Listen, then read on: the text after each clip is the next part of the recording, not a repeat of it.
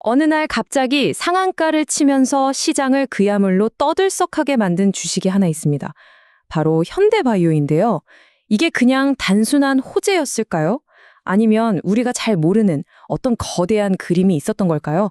오늘 이 자료를 통해서 그 뜨거웠던 하루의 미스터리를 한번 속 시원하게 파헤쳐 보겠습니다.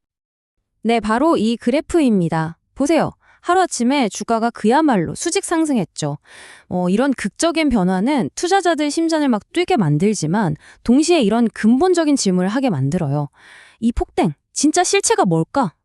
바로 이 질문이죠. 이게 오늘 우리가 풀어야 할 숙제입니다. 도대체 무슨 일이 있었길래 시장이 이렇게까지 폭발적으로 반응을 했을까요? 지금부터 그 이유를 하나씩 차근차근 따라가 보겠습니다. 자, 그럼 첫 번째 단서부터 한번 찾아볼까요? 이 모든 사건이 시작된 지점, 그러니까 주가를 끌어올린 직접적인 방아쇠는 과연 뭐였을까요? 모든 건 바로 이 심포지엄에서 시작됐습니다. 근데 여기서 진짜 주목해야 할 점은요, 주가가 오른 이유가 당장의 매출이나 이익 때문이 아니었다는 거예요. 전립선암이랑 류머티즘 관절염 치료제를 가지고 한국과 미국에서 동시에 글로벌 임상을 시작하겠다. 이 미래 계획 발표 하나가 시장을 완전히 뒤흔든 거죠. 특히 영국, 미국에서 온 석학들까지 참여를 하니까 이 발표에 대한 신뢰도가 확 올라갔던 겁니다. 좋습니다. 그럼 이 모든 기대감의 한가운데 있는 기술, 현대바이오가 그렇게 자신 있게 발표한 페니트리움은 대체 뭘까요? 이제 이야기의 진짜 주인공을 만나볼 시간입니다.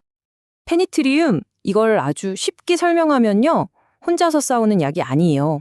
기존에 있던 항암제나 치료제가 자기 역할을 120% 해낼 수 있게 도와주는 아주 똑똑한 조력자이자 내비게이션 같은 기술이라고 보시면 됩니다. 약물이 목표 지점까지 안전하고 효과적으로 갈 수 있도록 길을 터주는 약물 전달 플랫폼, 이게 바로 페니트리움의 정체입니다. 페니트리움이 가진 강력한 무기는 크게 세 가지로 요약할 수 있어요. 첫째, 항암제가 뚫고 들어가기 정말 힘든 종양 깊숙한 곳까지 길을 열어주고요. 둘째, 우리 몸의 정상적인 면역 시스템은 전혀 건드리지 않으면서 딱 병든 세포의 에너지 공급망면 차단해버립니다. 그리고 마지막, 이게 가장 중요한 특징인데 암뿐만 아니라 자가 면역 질환에도 쓸 수 있는 플랫폼 기술이라는 거죠. 이 엄청난 확장성 때문에 시장이 더 크게 열광했던 겁니다. 자, 이제부터가 진짜 재밌어지는 부분입니다. 투자자들이 이렇게 열광한 기술의 과학적인 원리는 뭘까요? 왜 이게 암 치료의 새로운 패러다임이 될 수 있다고 주목받는지 그 핵심 원리를 한번 들여다보겠습니다. 이걸 이해하려면 먼저 가짜 내성이라는 개념을 알아야 돼요. 이건 약효가 없어서 생기는 내성이 아니고요. 비유하자면 이런 거예요. 열쇠는 완벽한데 누가 열쇠 구멍을 시멘트로 막아버려서 문을 못 여는 상황. 항암제라는 강력한 무기가 암세포를 공격하고 싶은데 종양이 쳐놓은 단단한 방어막 때문에 아예 접근조차 못하는 상태. 이걸 가짜 내성이라고 부릅니다. 그리고 두 번째 핵심 개념은 대사 디커플링입니다. 이건 마치 아군한테는 피해를 하나도 안 주면서 적군의 보급로랑 통신망만 정확하게 딱 끊어버리는 정밀 타격 전략 같은 거예요. 정상세포는 멀쩡히 놔두고 암세포가 에너지를 얻고 활동하는 과정만 방해해서 스스로 힘을 잃게 만드는 거죠. 자, 이 그림을 보면 모든 게 이해가 됩니다. 1단계, 종양이 단단한 방어막으로 암세포를 보호하고 있죠. 기존 항암제는 여기에 막혀서 그냥 튕겨나갑니다. 2단계, 이때 페니트리움이 딱 들어가서 이 방어막을 허물고 암세포의 에너지 공급을 방해하기 시작해요. 그리고 마침내 3단계.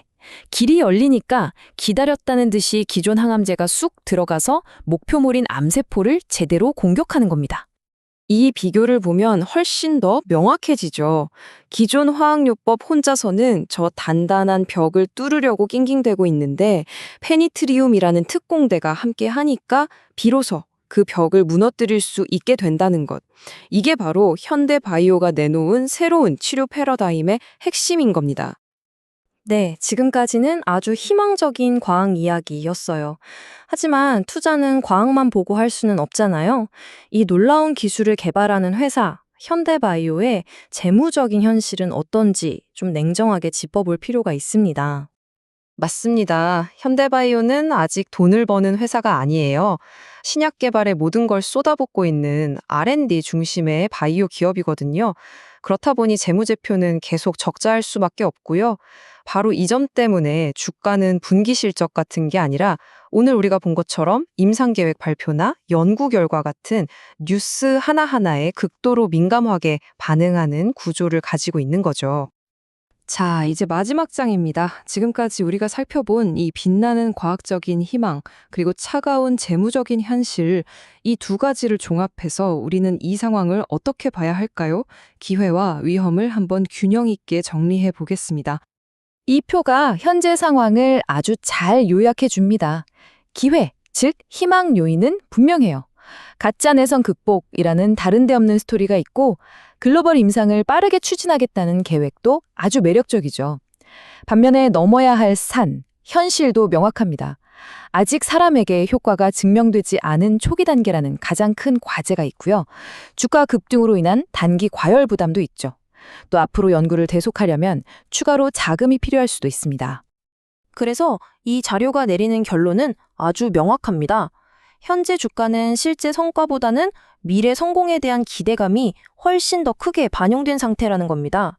다시 말해서 지금의 주가는 이미 성공 가능성을 최대한으로 끌어다 쓴 결과물일 수 있다는 점을 꼭 알아야 한다는 거죠. 네, 화려했던 심포지엄이라는 축제는 이제 끝났습니다. 이제부터는 말이 아니라 아주 냉정한 임상 데이터로 모든 걸 증명해야 하는 진짜 시험의 시간입니다. 과연 현대바이오는 시장의 이 거대한 기대를 현실로 만들어낼 수 있을까요? 그 답은 오직 앞으로 나올 데이터만이 말해줄 겁니다.